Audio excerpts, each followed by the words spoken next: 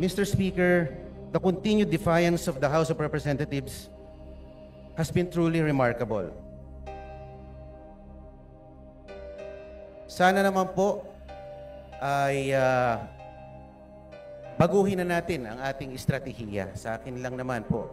Dahil ako'y miyembro ng 20th Congress, bakit hindi po natin baguhin or reassess ang ating strategies? Kaysa bumabakbak tayo ng bumabakbak ng ating political adversaries. Bakit di na lang po natin galingan? Total, meron naman po tayong 3 taon pa para ipakita na tayo ay mahusay din sa pamamalakad. Ang akin lang naman po,